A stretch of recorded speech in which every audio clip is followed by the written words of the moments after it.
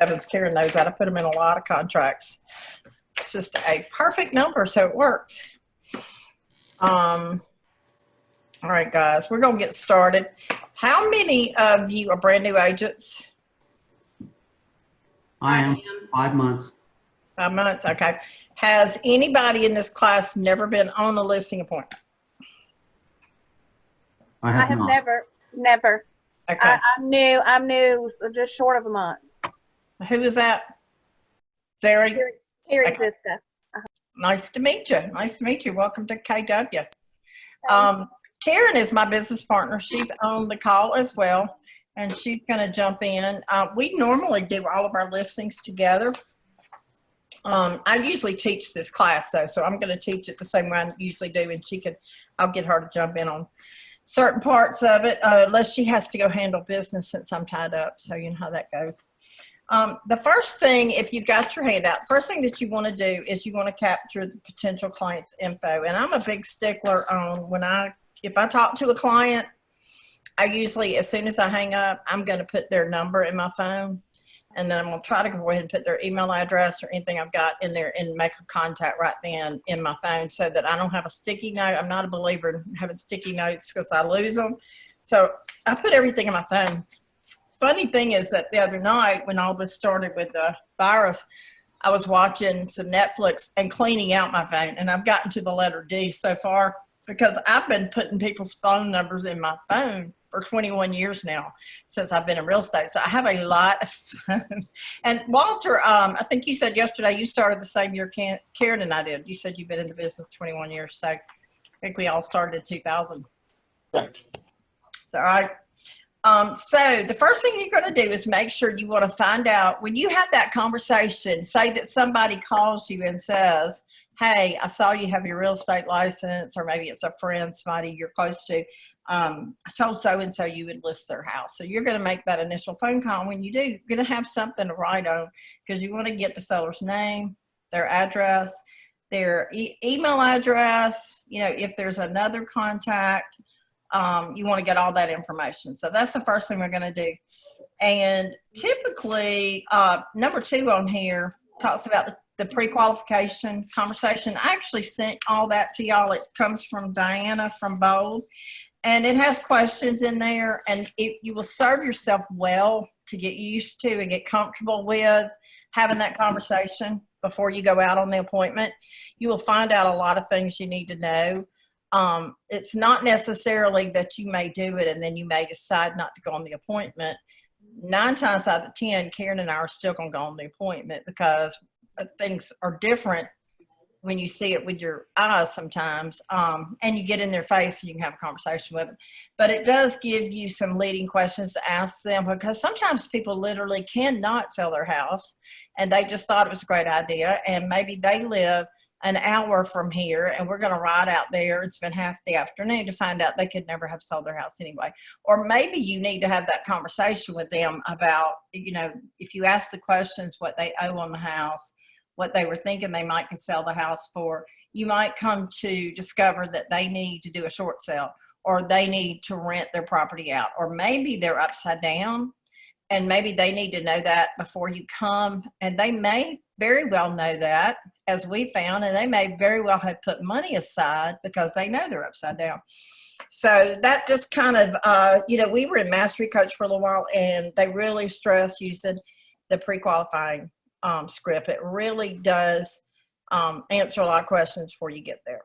So and if you don't have a copy of it, you should all have been emailed a copy, but it's easy. You can find it in Bold, the pre-qualifying script. And y'all are just going to have to let me know when you have questions. I will tell you, I don't think I've ever taught a class by Zoom. One of the things that they told me yesterday, we do this class all the time in Mobile, but they told me that we were going to do it as a virtual listing. Well, I will be completely candid with y'all. We have not done a virtual listing yet. We've had one of our buyer's agents has done 3 virtual showings and put 1 under contract virtually, and we've had some virtual open houses. But so far, we've not had anybody that wanted us to do the listing virtually. What's unusual about that is we've been doing listings from out of town for years and years and years, but we never did any kind of virtual stuff. And really, to add that element will be a lot of fun, because we'll have people that will just call us and say, I was in the Coast Guard, I lived in Mobile, I had a house, I rented it out for a few years, the market's good now, I think I want to sell it, and it's all done over the phone. I'm sure some of y'all have experienced that too. And we've sold houses for people we never met. So it's really not that different if you think about it, in those terms. Those circumstances present themselves often. It's just a different way of looking at it. The next thing that we're going to do, and Walter was talking about this yesterday, we have a pre-listing presentation. If you don't have a pre-listing presentation, get with your market center, find out who teaches that class. It's a class, and you should leave the class with your personalized presentation. Now, over the years, Karen and I kind of honed in on ours and picked up some things from different speakers that we talked to, different classes we've been to. And so we've had ours created, and we have to stay relevant. And, with a team, it's a revolving door sometimes. So every year we probably end up making, redoing the copy, but you want it to be short and sweet. And I didn't send y'all a copy of ours today. If you want to look at it, you're welcome to. One of the things that we've added to ours, and y'all want to write this down, there's a gentleman named Terry Watson, probably the best real estate speaker. He's probably right up there with me with Gene Rivers, that Karen and I have ever listened to. We went to a class on negotiating that he did, and he's a real estate agent. He had a sheet. Well, actually on his website, it's terrywatson.com, and go to Ask Terry, and then go to 3 sheets. He has 3 sheets. One is what you absolutely should not do. One is the things that are going to happen. Karen, do you remember what the third one is? Things that possibly could happen, maybe? You're muted.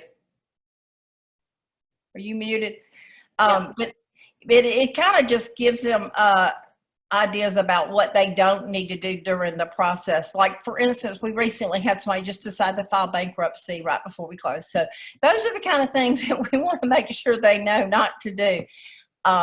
They don't always listen, they don't always read, but we have that in ours. Ours is very short and sweet. It's it's a nice cover, nice paper.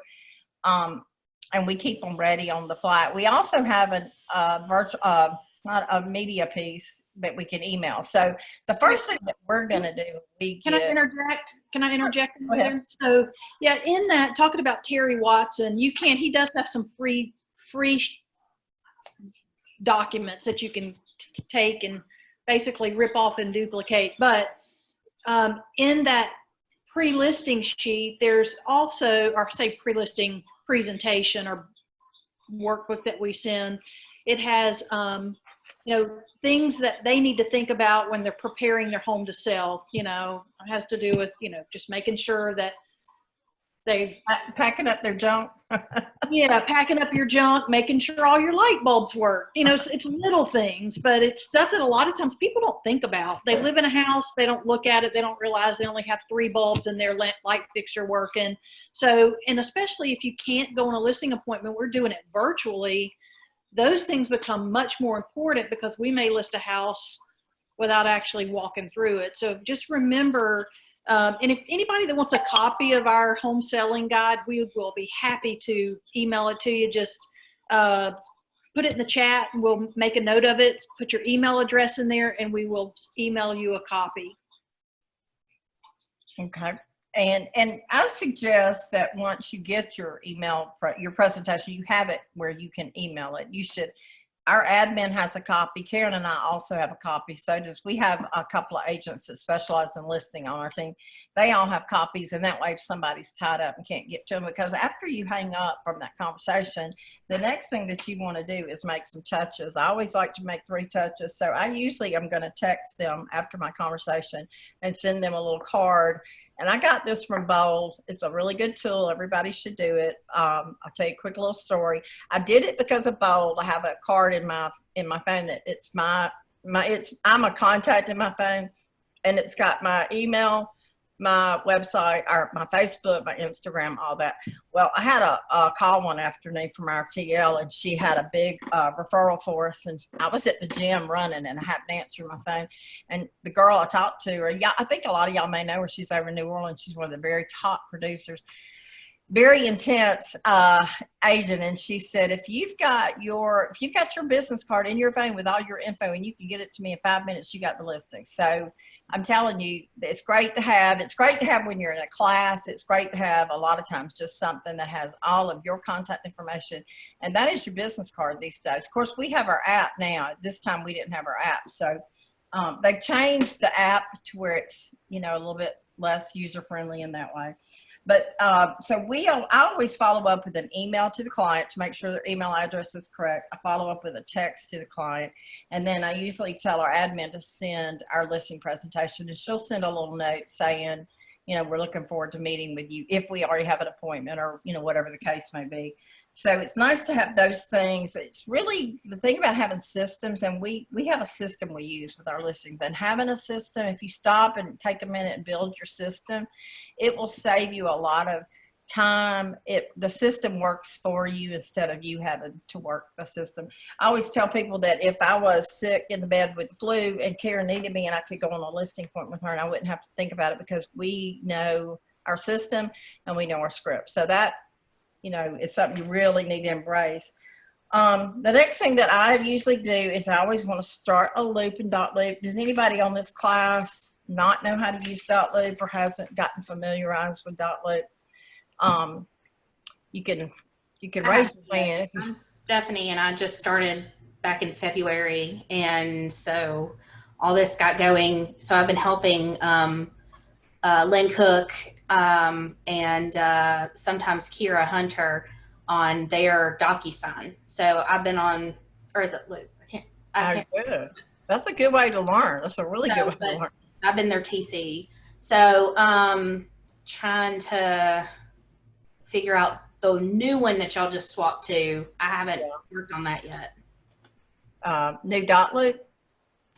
Is it dot loop or DocuSign that y'all just? We're in dot loop, but DocuSign is coming, and we don't have it in our office. Yeah, I'm in dot loop then with them. I didn't get to be grandfathered into the other, so I have to be in the new system. I got you. Well, and you can do things several ways. In my case, I always make a loop, even though if I don't know for positively sure I'm listing the house, I make a loop simply because I like to go ahead and start putting my stuff in there. And I'm fixing to go over some of that with y'all. I'm a big believer in having things in the loop. These are things that when you do get the listing, and always say to yourself when you do get the listing, because you're going to get the listing. There are things that you're going to need when you go to negotiate. You're going to have a contract come in on a weekend, and you're going to wish these things were in your loop. So if you look at your handout, the things that I always make sure all of our team has to have in their loop is the tax record, because that's going to come up. You want to look at that tax record, make sure their taxes are homesteaded.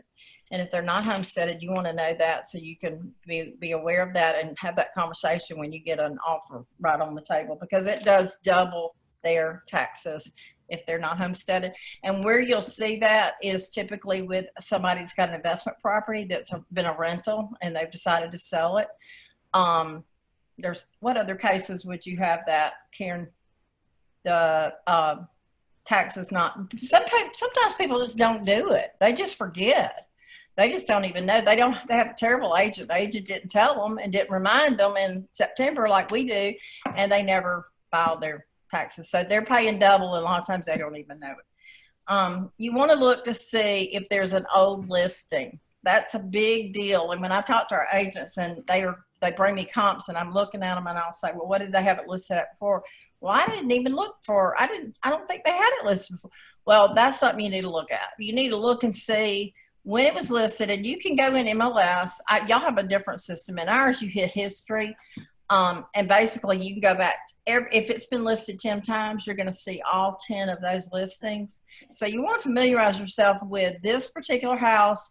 What has been the history of this house? When was it built?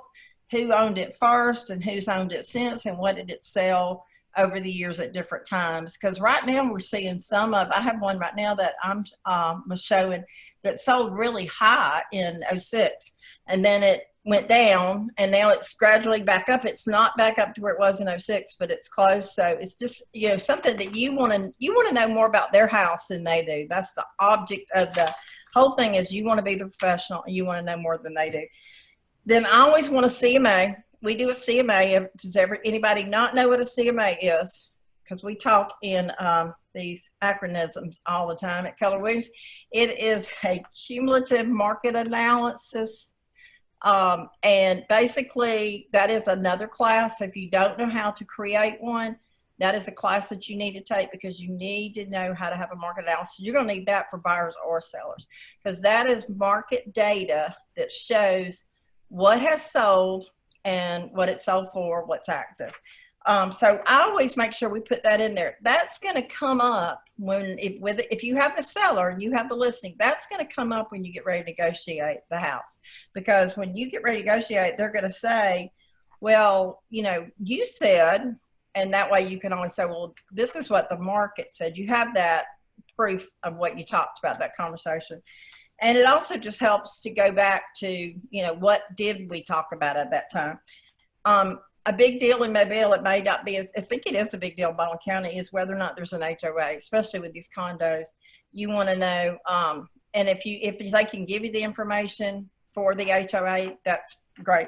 You'll get all this whenever you get on the listing appointment, that part of it. If there's a plat map, you want to grab the plat map, because you are going to need that for your listing to put the dimensions in anyway. And especially if it's acreage, if it's like 1, 2, 3 acres, even bigger, you want to know where you got your acreage measurements from. And then you always want a drawing of square footage of the home. Now, I put on here that, no, I think I'm jumping ahead, but Karen and I do not list the house unless we have a drawing. If they don't have a drawing, and the ways, we'll ask them before we go, do you know if you have a recent appraisal? Did you buy the house recently, or did you refinance the house recently? Or do you have any reason to have an appraisal? Do you have your original appraisal? Sometimes they will, sometimes they won't. If they do, they can have that ready for you when you get there. We also ask them about their termite bond, so they can have that ready, so we can take a picture of that and have that put in the file. But if they've got a square footage drawing, then you'll go ahead and put that in your loop. If not, that's something we're going to talk about.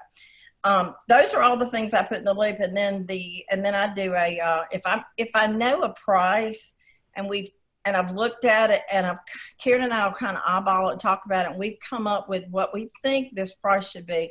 Now we're going to talk in a little bit. I'm going to let her tell you about it, but we do all of our pricing in a range pricing.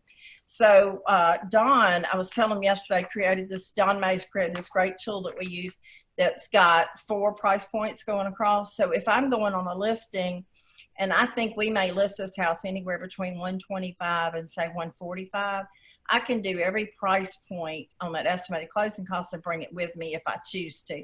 Now, sometimes we don't. Sometimes we go to the listing and we want to look at it. Karen and I do some listings in a 2-step appointment. We don't always do it in a 1-step appointment. So, but if you have that, you can go ahead and put that in there. And so you want to bring all these items with you to the listing so that you can show them what you found out about their house and how much you know more about their house than they do. Everybody, I know I talk fast, so y'all slow me down. Raise your hand if I need to go over anything again. The next thing that you're going to do is get prepared for your listing appointment. And I actually worked for a lady that was a top producer for 4 years when I got in the business, and she taught me.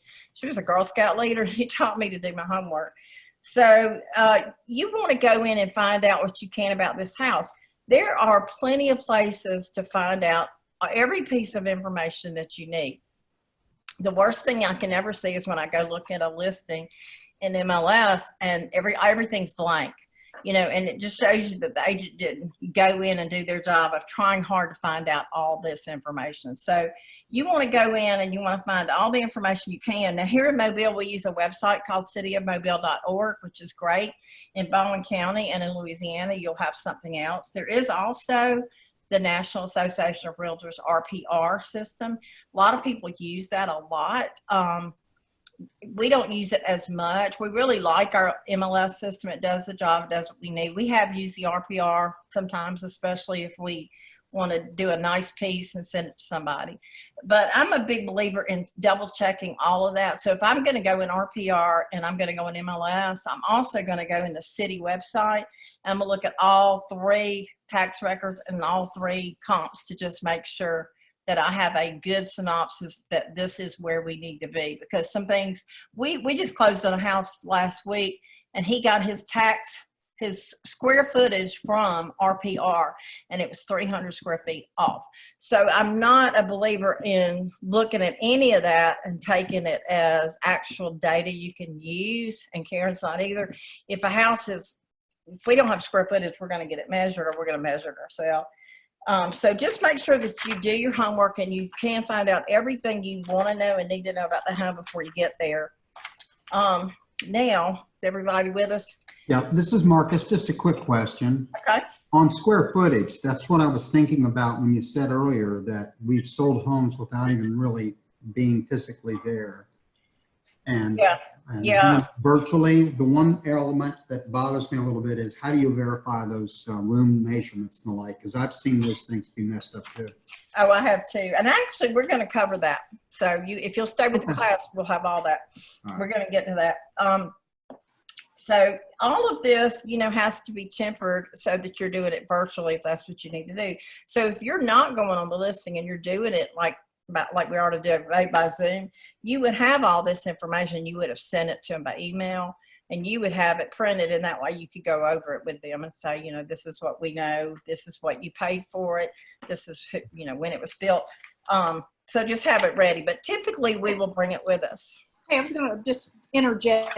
If you're doing a virtual appointment and it's a local property, that wouldn't necessarily prevent you from actually going to the house and doing exterior measurements. Mm-hmm. So, I guess the other option, and she said we'd get to that, but it's on my mind, so I'm going to answer the question. So, just having the seller do the interior measurements on the bedrooms, living rooms, all that, but you could still, take someone to the house and do an exterior measurement without ever entering their home or having a face-to-face with them. So that's certainly better than relying on a tax record. Yeah, oh yeah, all day long.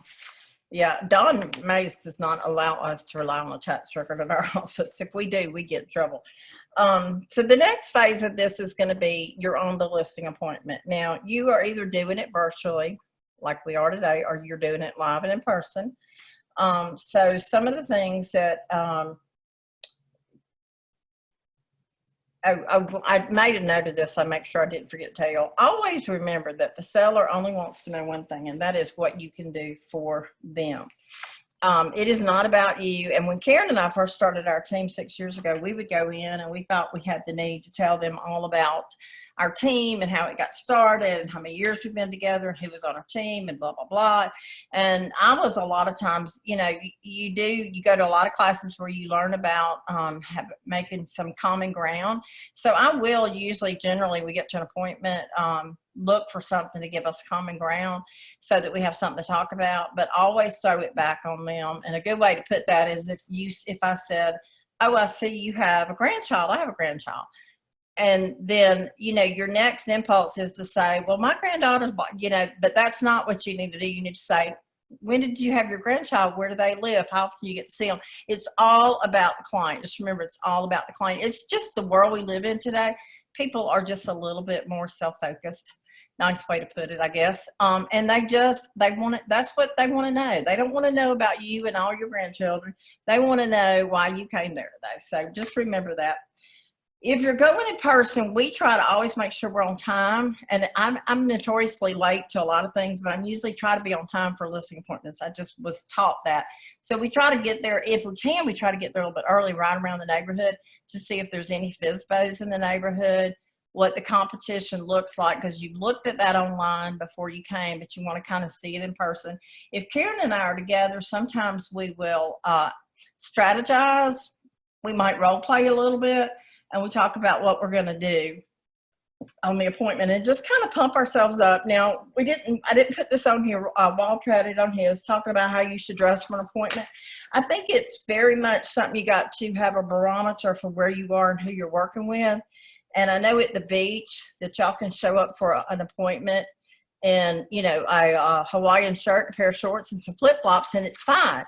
And if we're showing down at the river, we can wear a pair of jeans. One thing I learned in a class that I do a lot is I'll throw a blazer in my vehicle. If you just find out you're going on a listing and you didn't really dress today, you throw a blazer on and it changes everything. So I always keep I keep several name tags in my car. So if I'm at the office or I'm out and about, we decide to go do a listing. If I need to, I can do that. I read in an article that a lady didn't pick somebody for a listing because of the way they dress. And she said, I really thought you would show up in, you know, like business attire, like a blazer. So I thought, well, that's simple. You know, everybody's got a black blazer in their closet. So that's a little tip for y'all, just to keep that around. But, you know, always try to dress better than your audience. Always try to dress professional. And when you arrive at the appointment, I will turn my phone off. I'll take a minute to kind of gather myself. I usually have water with me everywhere I go, so I want to make sure I've got everything handled to where nothing's falling, got it all under control. I usually don't bring my purse in. I have a key ring and I grab that. It's my still reading falls. Glasses, and it still falls. You know, I'm just drops her water and everything else. That's just me. I'm just but that's, you know, you just want to kind of gather yourself. For instance, I used to have an assistant and she would notoriously get out and her shirt would be up. And I would say, you know, you got to gather yourself, in other words, before you go in. Make sure you're nice and presentable. Of course, Walter talked about this yesterday. What we're taught in Bowling, it's a good idea. When you get to the door, always have your business card ready to give them. And I always have mine with me. I'm a big believer in having my business cards everywhere I go. So I always try to identify myself, because you may have an older couple, they don't know who you are. If you're working with an older couple, you know, usually if I know it's an older couple, I'll dress very conservatively. If it's a young millennial couple, I might dress a little bit more hip. I think you can really dress to your audience as long as you don't wear crazy stuff that, you know, you know better than to wear. You know what I'm talking about. So you want to, when you get to the door, you always want to take a step back so that you're not right in their space. And when they come to the door, you know what Diana says you should always say is, hi, my name is Marcile. Had an appointment with you today at 3:00, and here we are.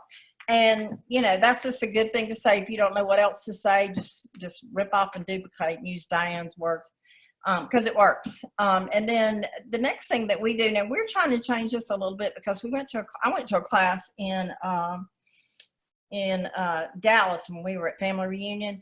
And I will say, one of the very first classes I ever took when I started with Keller Williams is I went to Gene Rivers, Win with Sellers, and a lot of the way we do our listing came directly from Gene Rivers. I think he's a phenomenal teacher. If you ever get to hear him, he teaches a great class, very engaging.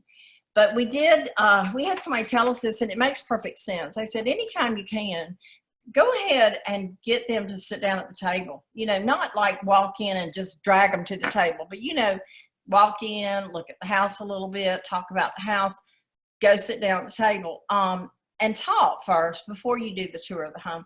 And the reason being, and that's not always going to work out, but if you can do it, the reason being is a lot of times Karen and I'll both be there. We'll have a man and a wife, and we're walking around, and they may have a 2-story, and we're up and down, and we're trying to get to know them and build rapport with them and find common ground and talk about the house all at one time. And sometimes it can seem like a train wreck.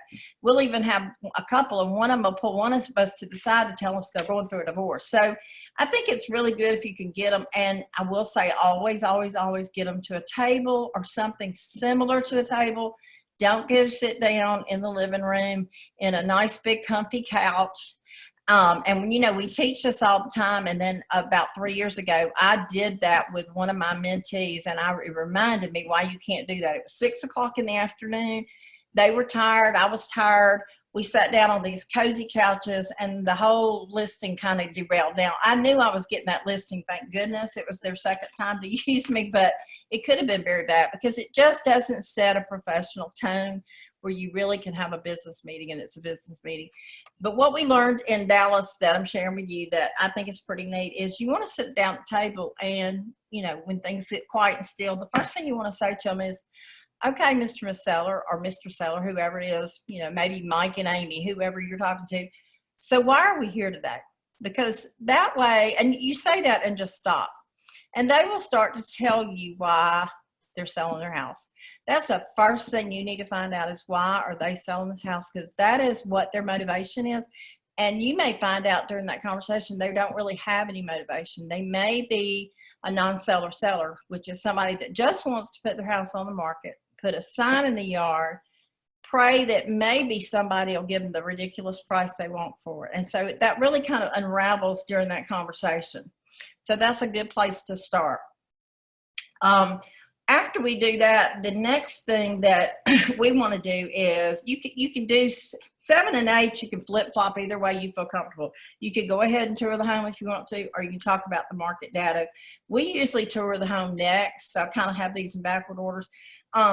One of the things that you can do if you feel comfortable and want to do it is we have what they call a listing takeoff sheet, or at least that's what we call it, but it's basically a new listing sheet and has lots of questions on it.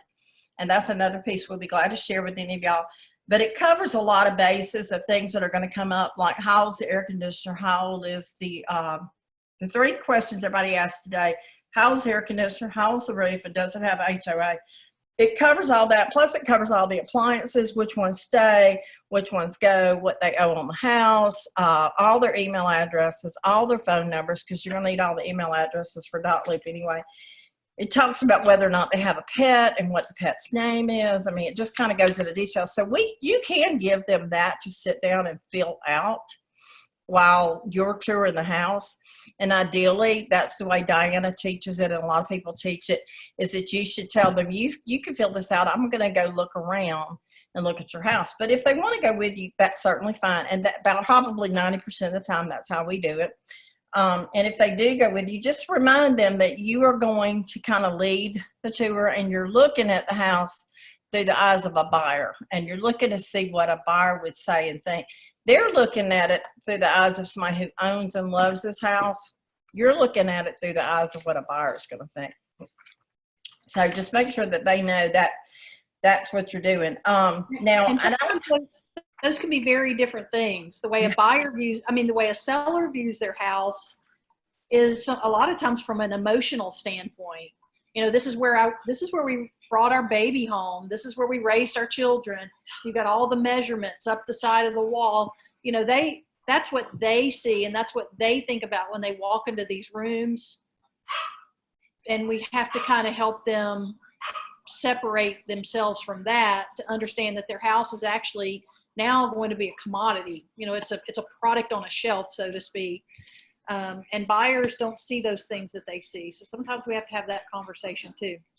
Yeah, and a lot of times too, piggybacking on that, they don't see things that are sitting there that are obvious. I actually have a pile of stuff sitting right here that I need to go through, and I've been trying to do for a week, and I don't even see it anymore. And I'm pretty OCD, so that's just the way people typically are. Recently, Melissa and I listed a house, and you walked in, and the first thing you saw when you deadheaded in that house was a dog's crate and dog food.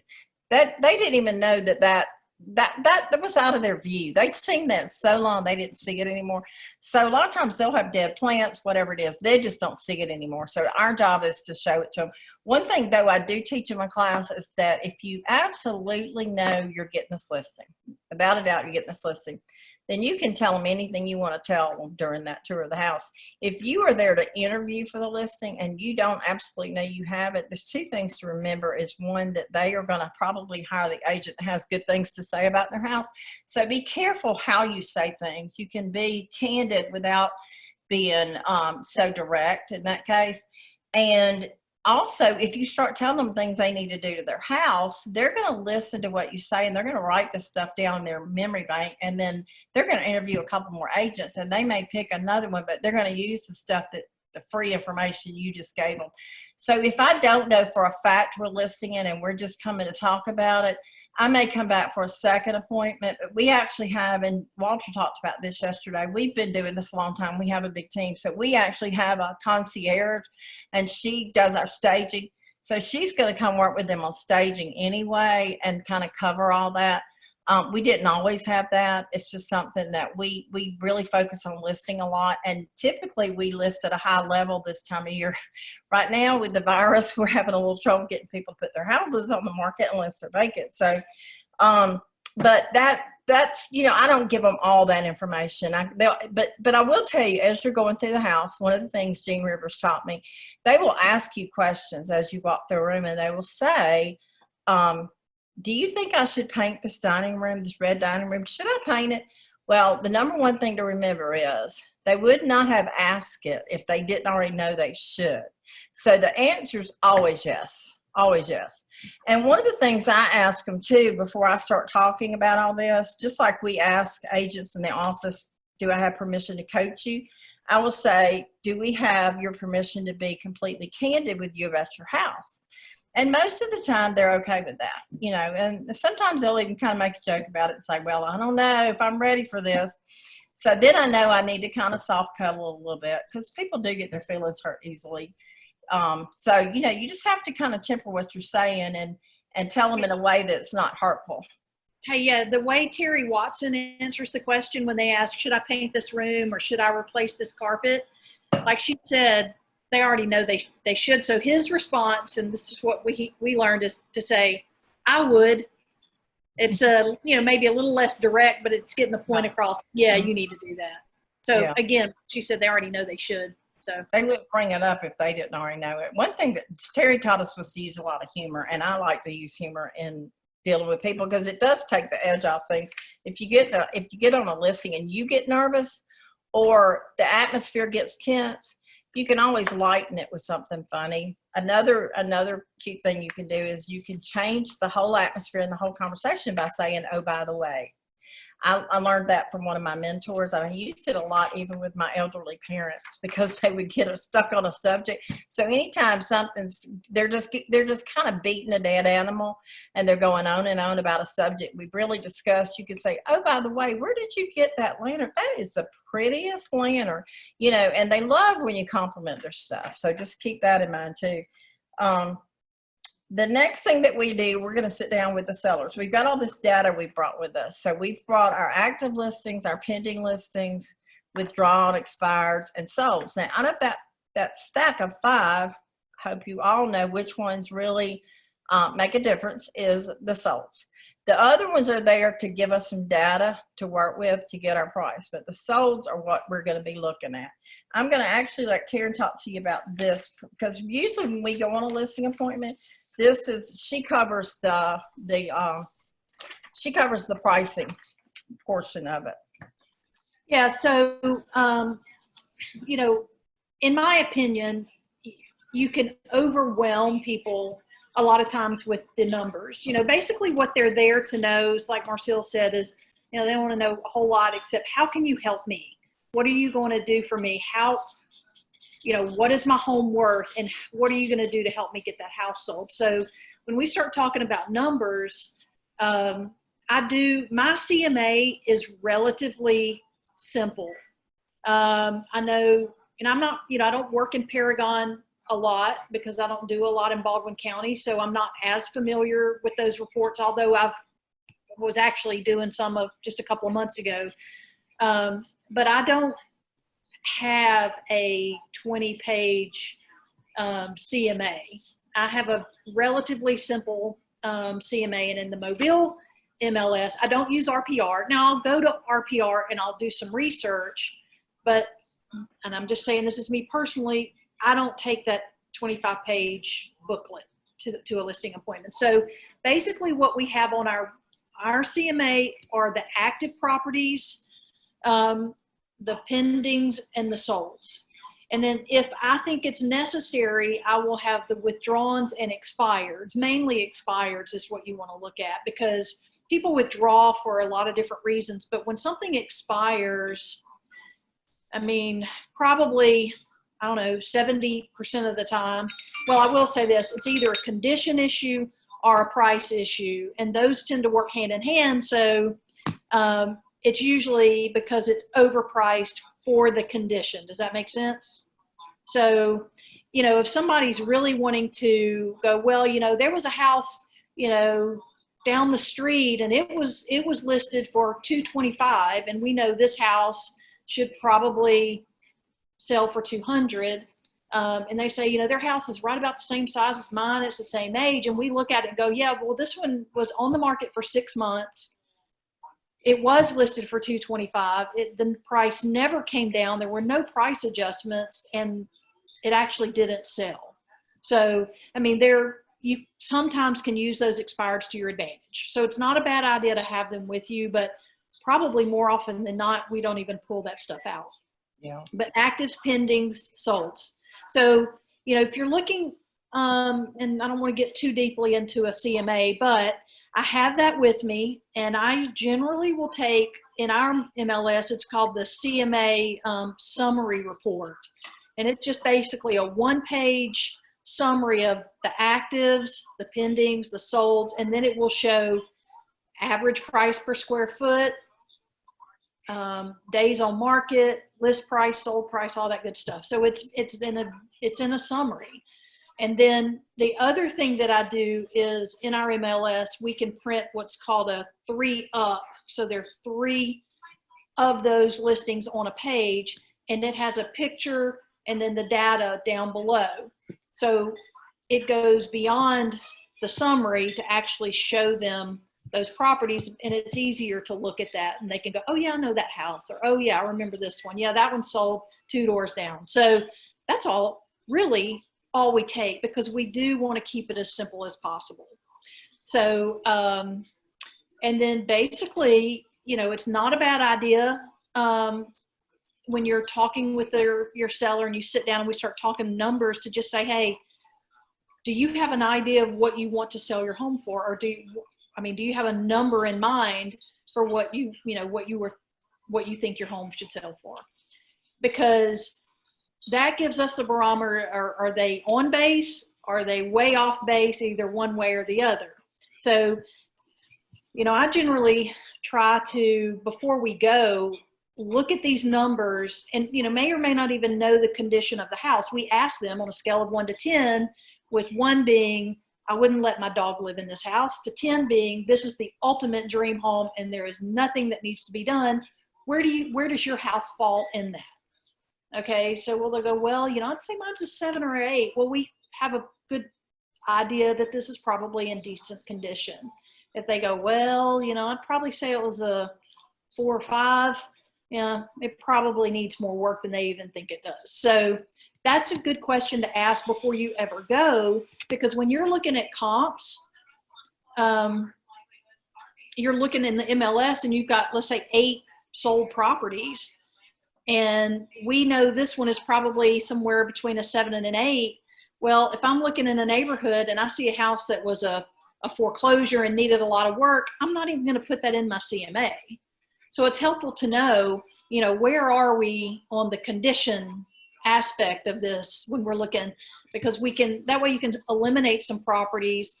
If you have a subdivision or an area where you have a variety, anywhere from, you know, you may have houses that sold, or a house that sold for $65 to $70 a square foot, and then you see, you know, more of a trend that those are going, you know, $90, $95, $100 a square foot. Well, you're not going to include those comps if your seller's house is more in line with these tops, right? Does that make sense? And I think another question that Karen usually asks them, and I usually ask them, is we want to find out if they've got anything out in the yard that is of substantial value, because a couple of times we've run into houses where they'll say, oh yeah, I've got a storage building, but no, it's a 50 by 60 top of the line building. Yeah. You know, pimped up man cage, and those things have a lot of value, or maybe there's a pool. So we always ask them what else they have, what other amenities they have. That's true. That's really important. So anyway, so we get to all that, and then, you know, we just sit down and look at those numbers, and I generally will have a range already kind of mapped out in my mind, and I may even write it down on my notes so that, you know, I go, well, you know, this house should sell anywhere from 190 to 215, you know, just based on what these comps say. And then we go, once we sit down, take a look, and we get more information, we've seen the house. Or in this case, if we're doing a virtual listing, you may actually have to have a FaceTime call and have your seller guide you through the house and ask specific questions. You know, you're in a room and she's showing, or he's showing you, you know, the kitchen. It was like, well, show me above the shelving, you know, get closer. Let me look at the cabinets. Show me the light fixture in the foyer, you know, give me some details here, because that's going to be helpful if you're doing a virtual listing. You're going to have to ask that seller to point that phone or camera at some specifics so you can get a good idea of what you're dealing with. So anyway, and then we basically, when we're pricing a property, I think as Marcile said earlier, we use value range or a range pricing program almost every time. I mean, unless a seller just absolutely says, no, we're not doing that, then we are going to put it on a range. Okay. So, and I'm going to give you some specifics on how ranges work, because a lot of people in our market, I'm not sure as much in Baldwin County, but I know in Mobile County, a lot of agents in our company and outside of our company use value range. A lot of people do it wrong. And a lot of people could tweak the way they do it to make it more beneficial. So first of all, I must tell you this. The reason we do it is because everybody's looking online. Okay, they're shopping right here on their phone. They're going to Zillow, they're going to kw.com, whatever they are, and they're putting in, you know, they're putting in generally an area where they want to be, and they are typically looking in a price bracket. Okay, I'm looking up to 150. I'm looking up to 175. I'm looking up to 190. I'm looking up to 200. So those are, you know, those are stopping points for people. So let's just take an example of someone who starts their home shopping process, or they're in the home shopping process, and they have their you know, they're looking up to 175. Okay. So we have a house that the market analysis says, you know, this one's really should go somewhere between 180, 182, you know, I mean, we'd be a push at maybe 185. But so we're going to go stick a price on it of 182. Okay. Well, because of the way people search, and those search brackets go up to 175 and 180 and 185 generally, then a house priced at 182 is never going to show up in someone's search. Okay, so what if your seller really was willing to take 179 or 180? Okay, so that's one of the real benefits of the range. So what we would do in this particular instance, so this is the key. These are a couple of keys to it. First of all, you need to have about a 10% spread. Okay, so you should, at something that should sell around 180, you should probably have about an 18,000. You could push it to a $20,000 spread. Okay. And that's just a general rule of thumb, because if you just put a $10,000 spread on there, it's really just non-beneficial in my experience. What about, do you think in their case, they probably have some pretty high-end properties at the beach? You think some high property? Well, yeah, if you're at the beach and you're looking at let's say it's a $400,000 property, there's nothing wrong with a $40,000 spread. So something should sell for somewhere between, we think maybe it's going to go 400 to 415. Put a value range of it. You could probably even go 394 to 425. Is that about $30,000? Mm-hmm. I think it is 30, 35. So, you can bring that, the the 10% is a general rule of thumb. It can be a little tighter, it can be a little wider, but it really doesn't need to be much off of that. So, and one of the things in my original, I'll interject, one thing that Karen and I always try to do, if we're close to a price point, we want to get under it. Like if we were thinking that the range is 204 to 229, we would automatically say, do you think we could go ahead and do 199? We always want to get under a price point if possible. Like 150 is a big thing to get under. 200 is a big thing to get under it. So just keep that in mind. I mean, if somebody prices something at 204, I literally look at it and go, why? Why? Exactly. That's a great thing. So first of all, just to get, we'll use that as an example because that's a great example. If something is going to go 205, 210, 215, you want that bottom number under 200. The same with that example of 175 or so. You want that bottom number to be 174 to 195 or 194 or 175 to 192, whatever you want that top number to be. So the reason is we are simply inputting the price, even though it's value range, into a data field in MLS, and that flows out to the Zillows and all that other stuff. So if in the example of, let's say the 175 property, if we would put in it at 174, comma, 195. Okay. So then when it shows up, if I'm a buyer and I'm searching to 175, it's going to show up. If I put it 175, comma, 195, it's not going to show up. Does that make sense? So having that bottom number, you know, it could be 199 to 219.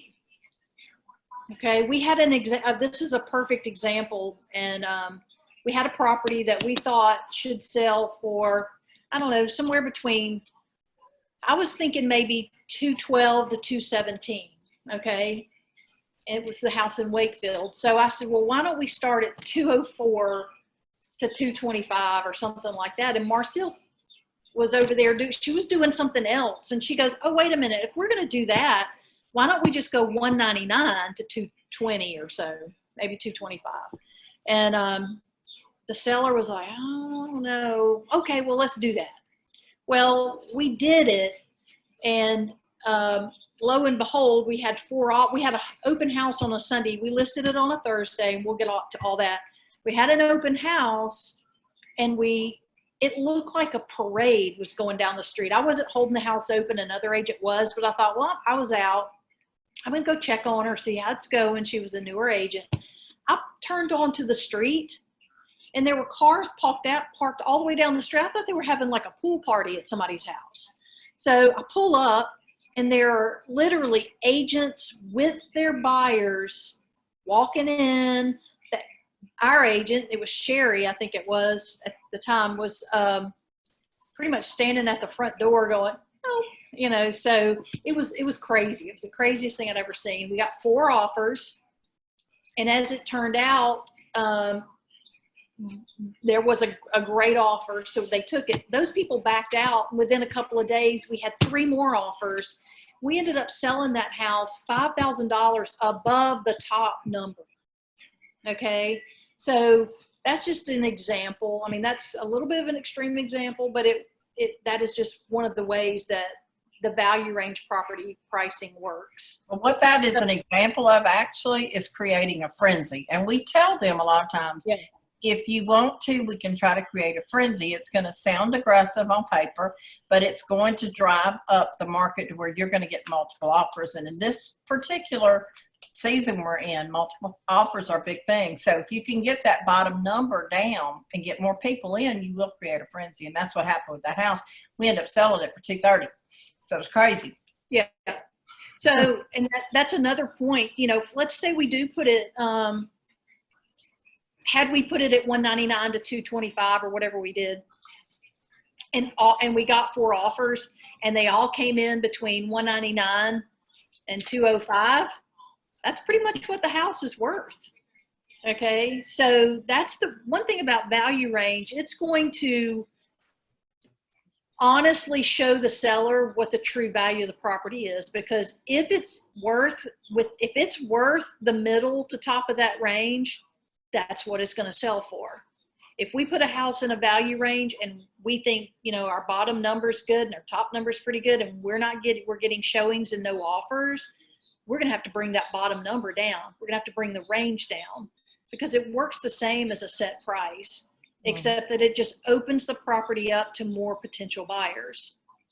The other part of that is, if I'm a buyer and I'm looking up to that 175 and this property shows up, it's actually probably worth somewhere between 180 to 185. I may not have seen it. I might not have looked at it. But if I'm a buyer and I go look at it, it looks better than anything I've seen, topped out at 175. What's another $5,000? I mean, you're talking $25 maybe a month. They'll go back to their lender. Can we do this? So it's very beneficial how the value range works. And what she just talked about, that hits the nail on the head. That's exactly how it works. It gets into people's minds, and especially if you have a couple, and a lot of times, I hate to pick on the millennials, but you have a young couple and they go look at a house, and the husband has said, we're not going to dime over 160. And then they get in this house because it was listed at 150 to 165 or whatever it was. And then suddenly they get in there and she says, honey, you're not going to have to fix anything. It's moving ready. And, then if the agent that's with them explains to them, for every $1,000 you borrow right now, it's only about $5 more a month for the cost of a pizza. You might as well get a house that's completely ready to go. So it does work exactly that way. And we see it over and over again. And we started doing it years ago on a listing we had that wouldn't sell, and we tried it and it worked so well that we started working it. But it's like Karen said, you got to know how to do it. And y'all can keep our numbers. If you're ever pricing something across the bay and you want to ask us what range should I be in, and just shoot us a text. We don't ever mind answering questions, because it is something you have to learn. Now, one of the questions we get a lot, and Karen can tell you, they will say, well, if we listed at 199 to 225, what's going to stop people from offering us 199? And the answer to that is they will. They will. That's right. They may very well do that. All right. Yeah, they may do that. And our job as and this is why we go to a lot of negotiating classes, because we mostly list, and we have buyer's agents, but we tell them that we're going to negotiate for you so well that we're going to get it to where you need to be. It's got to be a win for everybody. You remind them that any offer that comes in, they don't have to sign it and accept it. It's got to be acceptable to the seller. And Karen brought up a great point, and I found it out in my own life when I was selling my house. I kept trying to sell this house and I kept getting the same offer. If you get 2 or 3 offers and they're the same thing, that's the price of the house. It's the market talking to you. Some of the things that we use on our listing appointment is we changed our verbiage a lot. We talk about, instead of pricing, we talk about positioning your house on the market. And if we call to make a price adjustment, we call it a price adjustment, not a price reduction. And we say we may need to reposition your house within the market. It's not getting the activity we need it to do. And we always talk about how the market is, we always tell them, the market is going to start talking to us. The market's going to price your house. It's all going to come down to what the market says, what it will appraise for. And that way, if you get a phone call in 3 or 4 weeks, and you tell them, we think we need to reposition your house within the market, and they'll say, well, you're the one that priced it. Well, no, Mr. Seller, we didn't. Remember, the market set that price, and we tried what the market said would work, but it's obviously not working, so we're going to have to go ahead and change the price. Now, where y'all are, you may have things on the market a lot longer. Here in Mobile, if the house is good condition and priced right, it's going to sell the first week, typically.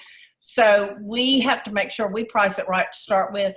And if we're going to do a price change, we're going to do it within the first 21 days, if not sooner. But y'all may be in a totally different type of market. So just temper that with what you have. Anything else you want to say on pricing, Karen? Yeah, I generally tell as well, and just talking about that, is that, there are things that we can control and there are things that we can't control. And a lot of times, when we do set a price range or a value range. It's based on what we believe the market is telling us this house is worth. So, some of the things that they control the condition. If a house needs new carpet, or it needs flooring replaced, or if it needs a bedroom painted, or whatever, those are things that they can change to put the house in the very best position to get an offer they're looking for. There are also things that they can't change. They can't change the fact that it backs up to a busy road. They can't change the fact that their house sits atop a steep hill, and when they pull up in their driveway, their car is parked like this. They can't change those features or the factors about their home. And a lot of times people go, you know what, that didn't bother me at all. That never bothered me. But it does bother some people. And so we'll put a house on the market, and then come to find out, this is maybe skipping a little bit ahead, but it all comes back to how we price it, basically, is that we may not really have a good grasp on the fact that, the fact that it backs up to a busy road is going to eliminate a number of buyers. So even though it didn't bother you as a seller, Mr. Seller, it's going to bother some people. And therefore, the feedback that we get, and, as when you're working with buyers and those listing agents request feedback, give them the honest feedback. Tell them, my buyer did not like the fact that backed up to the busy road. My buyer didn't like the fact that it was on a steep hill. They didn't like the fact that the house next door looks like, a meth house. I don't know. So those are things that the sellers need to know, because when we go to talk to them about adjusting the price and the fact that we've had it on the market and we're not getting any offers, if we have the feedback, and with Showing Time, it's so simple because you can send that feedback to us through Showing Time and the seller gets to see it. So now they've had 3 agents tell them those things. The house smells like smoke. We have one right now. We're doing everything we can to get that smoke smell out. Well, that's changeable. It may cost a little bit, but at some point we can get that fixed. But we can't change the fact that this same house sits on the corner. It's the first house in the subdivision that sits up, basically the side of it is Greelot Road, and it backs up to a business. So, and all the bedrooms are upstairs. We can't change that. Can't change that either. So you put all those factors together, and what we thought, perhaps was the price, the market is telling us that's not the right price, Mr. Seller. So we're going to have to reposition it in order to compel people to. The price has to be such that a buyer says, you know what, I don't really like the fact that all the bedrooms are upstairs, but at this price, this is a really good value. We couldn't buy this house on the interior of this subdivision with the master bedroom down at this price anywhere in Mobile. So that's where you have to go. Sometimes it's just incrementally working it down till it becomes a compelling price for the home that you're selling. So there's so many different factors that play into it, but don't be shy about sharing that feedback with the sellers. They need to know that. They need to know that those factors that they can't change are affecting the value of the home. And they need to know that the factors they can change are potentially affecting the value, and they need to correct those things as soon as possible. Yeah, and one of the things that came up yesterday in Walter's class is don't take overpriced listings. Now, I will say the same thing he did. If you're a new agent and you're getting a listing and it's going to be in a busy place where you're going to have your sign up, it's always great to get a listing. There's nothing wrong with getting a listing. It's a wonderful thing. So you may want to take the listing. You will learn the hard way what happens when you get an overpriced listing. But, if that's all they'll do. Now, in our case, uh-oh. Somebody went in and out. In our case, we don't ever take an overpriced. Marcile. It's Melissa. You jumped really quick through this, and I just wanted to bring something to everybody's attention. and make sure that everyone is paying attention to the specific words that you are using. That is a call to action, and it's compel, it's position. And whenever you use those words, it evokes emotion, and it gets a stronger response sometimes. So for those of you taking notes, I would encourage you to write down some of those words that you're hearing them use, because they do drive home a point a lot deeper and harder than, having to say it another way. That was all I was going to add. Yeah, actually, and I'm glad Karen brought up compelling, because I haven't heard that word lately. We use that a lot in our presentation, but we have that. That word from Marcile. Huh?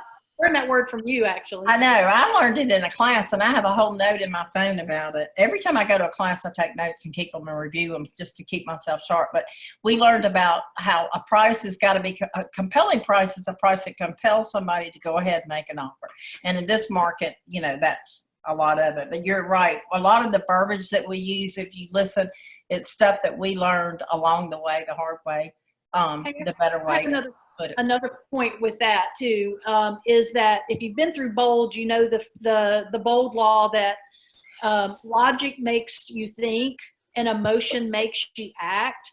So like Melissa said, those words tend to invoke emotion, and emotion is what makes people act. So just remember, when you're talking to someone and they're wanting to overprice their property, you have to go back to their motivation. What, Mr. Marcile, again, you said you were moving to Dallas because Mr. Seller has just gotten a job promotion, and you don't want to stay here with the 3 little kids by yourself. You want this home sold in time for y'all to all move together, right? Well, overpricing the property is actually going to cause it to sit on the market longer, which means that you could very well sit here in this house with your 3 little ones while Mr. Seller moves to Dallas, has to rent an apartment, and now you've got a mortgage payment and an apartment payment, and your house is sitting here unsold. And I don't think that's what you want to have happen, right? No, you don't.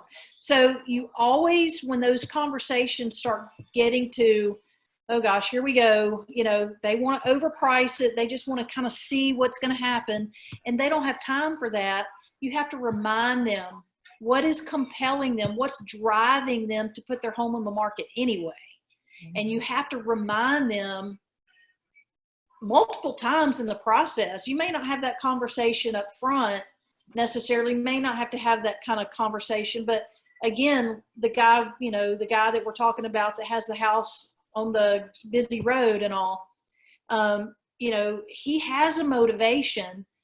And when Marcile has those conversations about, well, we're going to have to bring that, we're going to bring that down, we're going to have to reposition this in the market, and they start to push back, it's like, now look, remember, we might say now look, but we say, well, what you told me before was this, and whatever that, insert that motivation. What is it that's driving him to sell that house? And you bring them back to that decision-making factor, and they're much more likely to go ahead and say, you know what, you're right. They may get mad up front. But you told me my house would sell for this, and push back. But then once they can remember what is it that's driving them in the first place, they may call back and go, you know what, you're right. You're right. Let's go ahead and make that move. So motivating factors, emotion is very important in this process. One thing that we've experienced, so just be prepared for this. Sometimes you'll leave a house and they'll call you the next day. And in our case, they'll call one or the other of us, thinking they can, get us separated and talk again about listing this house for too much money.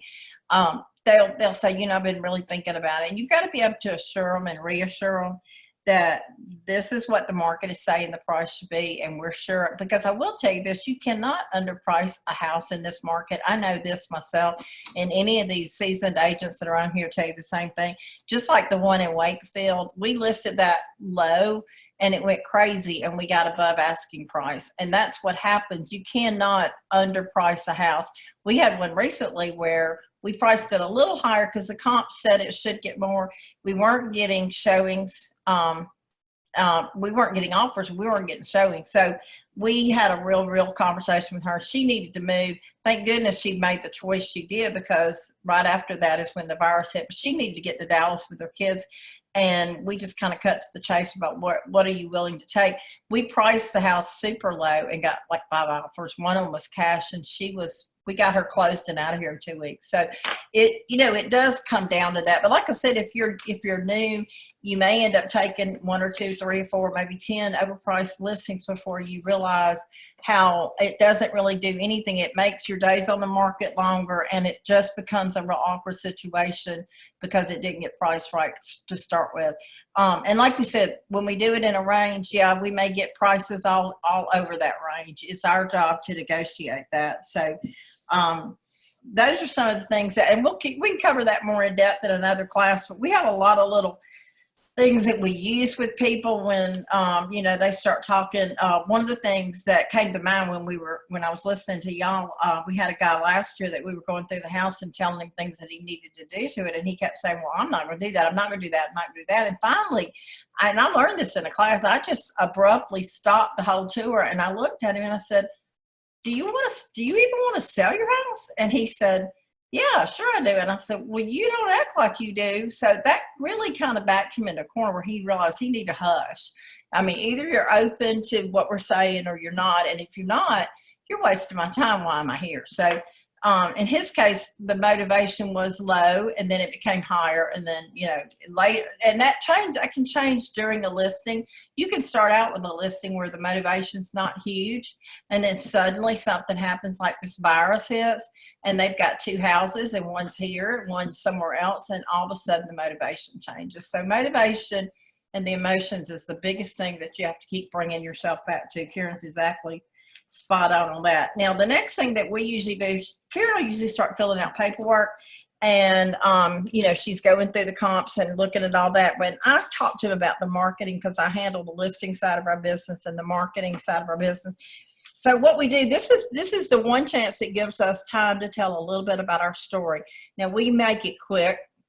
We don't make it long. I don't know if any of you have been through story branding, but it's a real good tool if you get any time to look at any of it. There's a guy named Don Miller that does all of the story branding podcast, and it's a really good tool. But it talks about finding out what is the problem in their life and how are you going to solve it.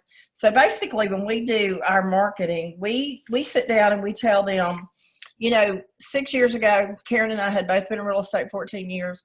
We came together. We decided that nobody in Mobile was doing listings at the level that we thought they should be doing them.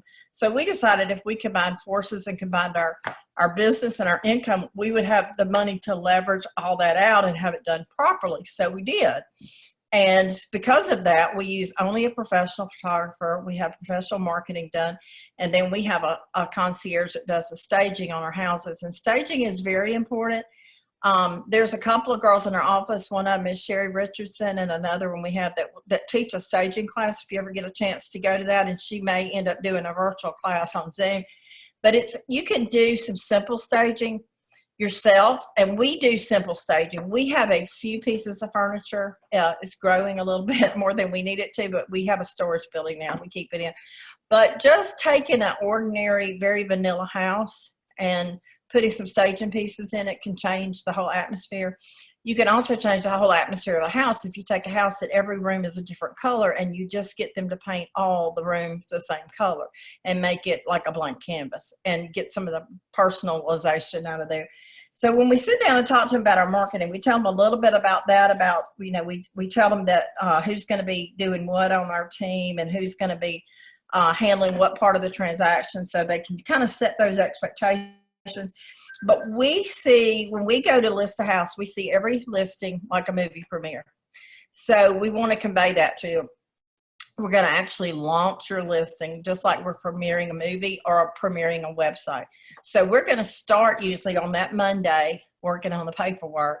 And then on usually Tuesday or Wednesday, we have the photographer come out and do the pictures.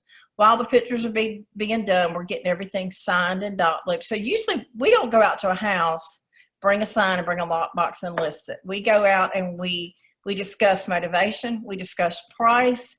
We discuss condition, and then we come up with a game plan and a timeline. So it's a consultation. It's a seller's consultation, just like you'd have with a buyer. And then we go back and start working on things. So one of the things, and I think I am jumping ahead, but we're going to talk to them about how they fill out their paperwork and what their comfort level is there. But when we talk about the marketing, we're going to tell them that we see their house like a premier. We always list our houses on Thursday or Friday. We try for Thursday afternoon. If the pictures don't come in, we will do Friday. And the other day that we will list on is Mondays. The reason Fridays are good and Thursday afternoon are good, a lot of people are off on Fridays now. Lots of people have that as an off day. And a lot of people that are traveling, that are moving and transferring, they're going to come in on the weekend. Or maybe they just have the weekend to look. But their agent's going to be looking in the computer on Thursday, trying to find a list of everything they're going to show them on Friday. So we try to pop that out there on Thursday. The other reason that we do that is that we always do an open house the first Sunday. We do an open house premiere with a huge launch.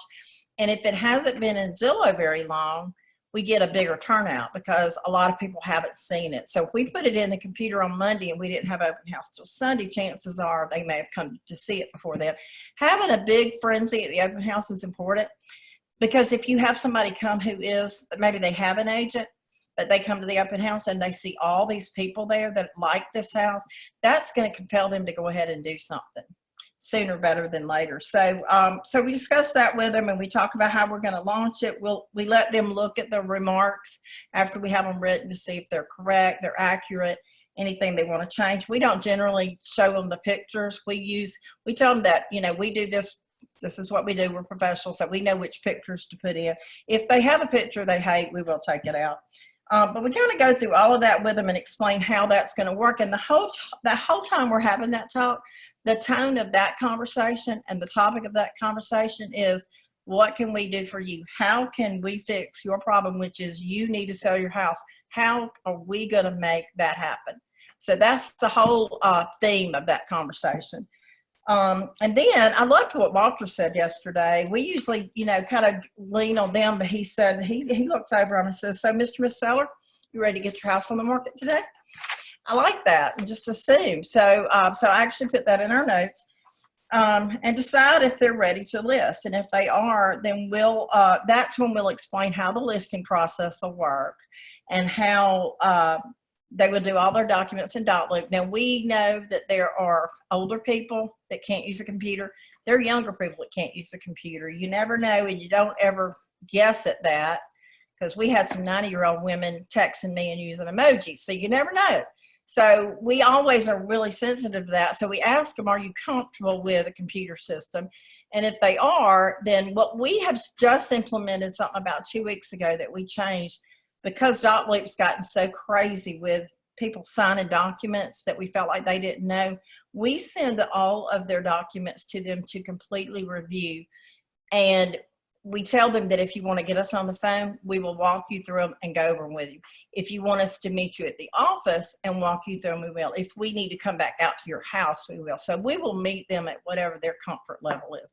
We don't ever want anybody feeling like they got a bunch of documents, they didn't know what they were looking at, they signed them, they have no idea what they were signing. That's the worst case scenario. So we really are trying to, with buyers and sellers, make sure we send them blank, you know, copies that are not to be signed, view only, and .loop to look at completely. And like I said, if it's older people, we want them to come into the office. If it's a first-time home seller or first-time home buyer, it is super important to bring them into that office and sit down and explain, caveat emptor, which some of y'all are not in Alabama, but we have that problem in Alabama.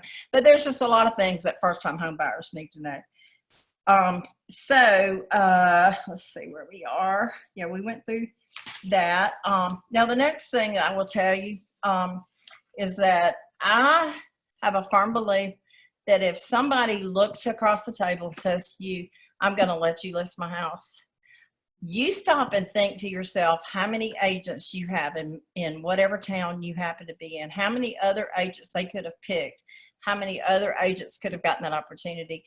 And it is such an honor. And don't ever forget what an honor it is. They just took their most expensive asset and said that you get to sell it for them. So just remember that as you go through the process.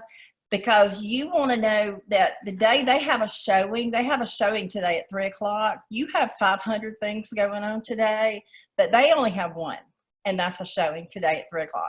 They want to know, did it happen? They want to know, did they say what they thought about our house? Are they bringing me an offer? So just keep those things in mind as you go through the process, how important that is.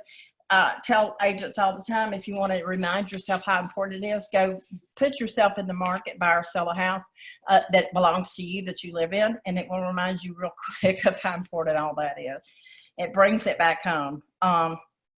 Then the next thing that we want to talk to them about is, as we start this process, we're going to start talking to them about what's going to happen next. One of the things I heard at Dallas, if I can remember this correctly, Karen may remember it better than me, but the fellow said that when you leave a listing, you should stop before you leave and say, now this is what we just did, and go back over it with them. This is what's going to happen next.